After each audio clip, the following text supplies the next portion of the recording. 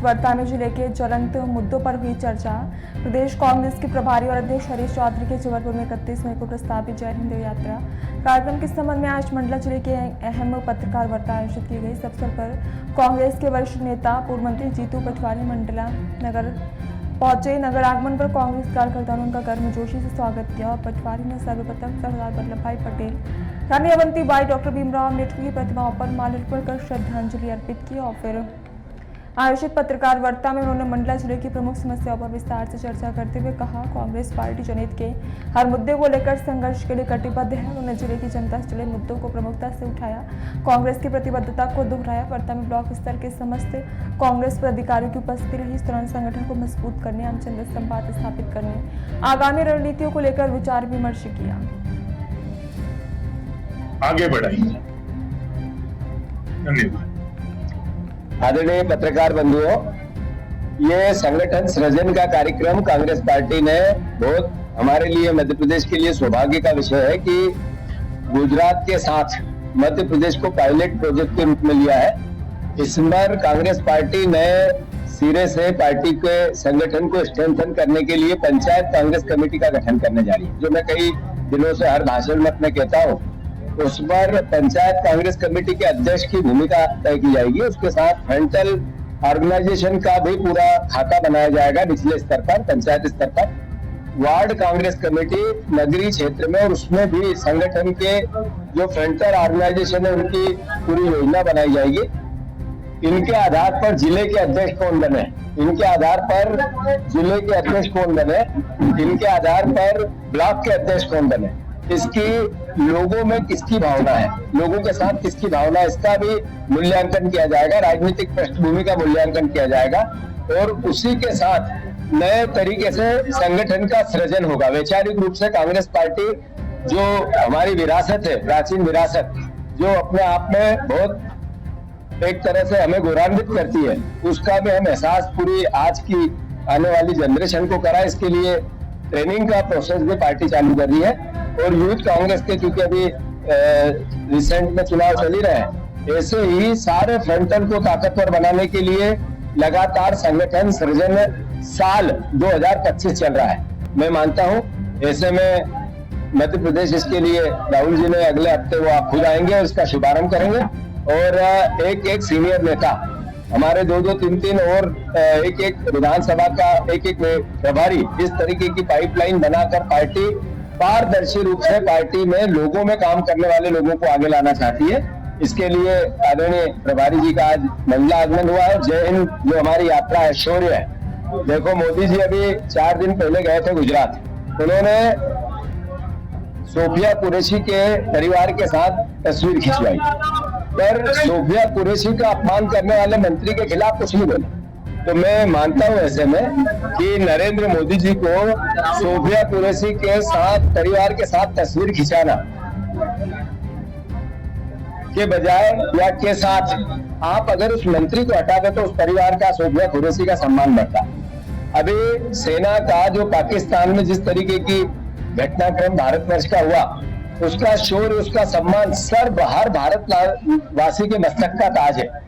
But उनके विदेश मंत्री ने, हमारे विदेश मंत्री ने, जयशंकर प्रसाद का वक्तव्य भी देश देख रहा है। तो उन्होंने पहले कहा कि हम अटैक कहाँ करने वाले हैं। क्या मैसेज है ये? क्या देश को गुमराह किया गया था, या देश की मुखबरी की गई थी, या देश को धोखा दिया गया था? एक तरफ मोदी जी सेना के सम्मान की बात करते हैं, दूसरी तरफ उनके विदेश मंत्री देश की एकता और अखंडता के लिए चिथड़े उड़वा लिए।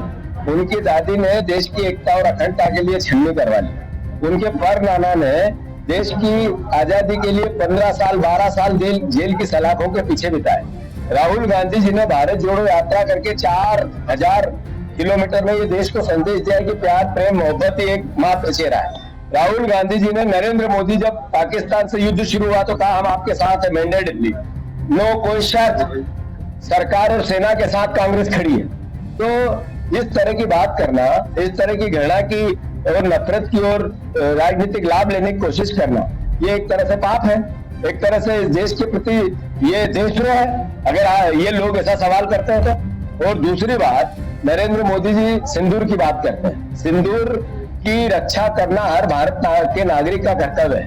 पर सबसे पहले कर्तव्य उसके उस बहन के पति का, उस जो हमारी शादीशुदा बहन है उसके पति का, वो सिंदूर की रक्षा करता है। मैं मानता हूँ मोदी जी उनका भी ध्यान दें।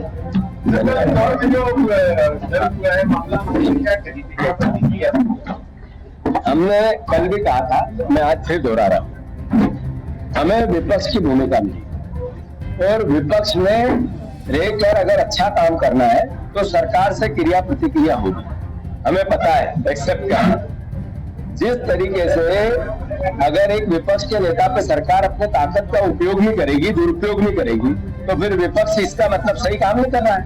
अगर हम सही काम कर रहे हैं तो सरकार उसका हमें प्रमाण दे रही है, प्रतिशत दे रही है, मेडल दे रही है कि तुम सही काम करोगे हम मुकदमे करेंगे। मैं फिर मोहन यादव जी को आगाह करना चाहता हूँ, आप आपका काम करो, हम अंतिम बूंद तक जनता की लड़ाई लड़ने में कोई कसर बाकी नहीं। सवाल और विजय शाह अपने बयान से परेशानी डाले। नहीं, बात ये नहीं है, बात बचना क्या होता है और क्या फंसना होता है।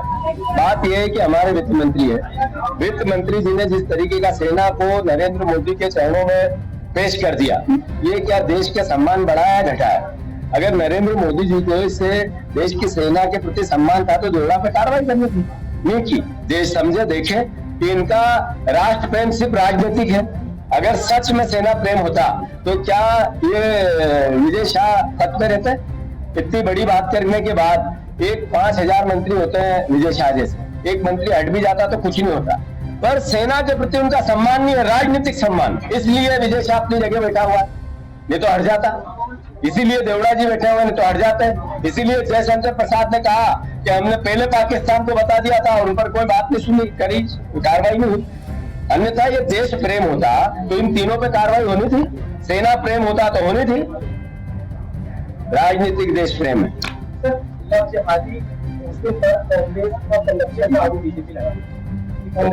ऐसा है कि भारतीय जनता पार्टी 25 साल से राज में, अगर इस तरह का पाप हो रहा है, घृणा इस तरह का क्राइम हो रहा है, दोषी कौन है?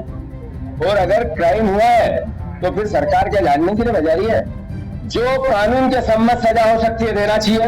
और कांग्रेस पार्टी कोई भी ऐसा कुकर्म करने वाला व्यक्ति, चाहे कोई हो, उसके खिलाफ खड़ी है, चाहे कोई हो। एक व्यक्ति की बात, एक जात की बात, एक धर्म की बात नहीं कर रहा हूं, सबकी बात कर रहा हूं। अभी आपने कांड सुना होगा हाईवे का। धन्यवाद, आगे बढ़ाइए। धन्यवाद। आदरणीय पत्रकार बंधुओं, ये संगठन सृजन का कार्यक्रम कांग्रेस पार्टी ने बहुत हमारे लिए, मध्य प्रदेश के लिए सौभाग्य का विषय है कि गुजरात के साथ मध्य प्रदेश को पायलट प्रोजेक्ट के रूप में लिया है। इस बार कांग्रेस पार्टी नए सिरे से पार्टी के संगठन को स्ट्रेंथन करने के लिए पंचायत कांग्रेस कमेटी का गठन करने जा रही है। जो मैं कई दिनों से हर भाषण में अपने कहता हूँ, उस पर पंचायत कांग्रेस कमेटी के अध्यक्ष की भूमिका तय की जाएगी। उसके साथ फ्रंटल ऑर्गेनाइजेशन का भी पूरा खाका बनाया जाएगा, निचले स्तर पर, पंचायत स्तर पर। वार्ड कांग्रेस कमेटी नगरीय क्षेत्र में, और उसमें भी संगठन के जो फ्रंटल ऑर्गेनाइजेशन है उनकी पूरी योजना बनाई जाएगी। इनके आधार पर जिले के अध्यक्ष कौन बने, इनके आधार पर जिले के अध्यक्ष कौन बने, इनके आधार पर ब्लॉक के अध्यक्ष कौन बने, इसकी लोगों में किसकी भावना है, लोगों के साथ किसकी भावना है, इसका भी मूल्यांकन किया जाएगा। राजनीतिक पृष्ठभूमि का मूल्यांकन किया जाएगा और उसी के साथ नए तरीके से संगठन का सृजन होगा। वैचारिक रूप से कांग्रेस पार्टी जो हमारी विरासत है, प्राचीन विरासत, जो अपने आप में बहुत एक तरह से हमें गौरवान्वित करती है, उसका भी हम एहसास पूरी आज की आने वाली जनरेशन को करा। इसके लिए ट्रेनिंग का प्रोसेस भी पार्टी चालू कर रही है। और यूथ कांग्रेस के, क्योंकि अभी रिसेंट में चुनाव चल ही रहे हैं, ऐसे ही सारे फ्रंटल को ताकतवर बनाने के लिए लगातार संगठन सृजन साल 2025 चल रहा है। मैं मानता हूं ऐसे में मध्य प्रदेश इसके लिए राहुल जी ने अगले हफ्ते वो खुद आएंगे और इसका शुभारंभ करेंगे।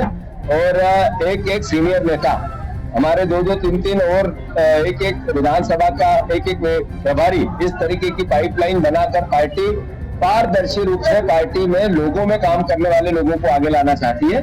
इसके लिए आदरणीय प्रभारी जी का आज मंडला आगमन हुआ है। जय हिंद जो हमारी यात्रा है, शौर्य है, देखो, मोदी जी अभी 4 दिन पहले गए थे गुजरात। उन्होंने सोफिया कुरैशी के परिवार के साथ तस्वीर खिंचवाई।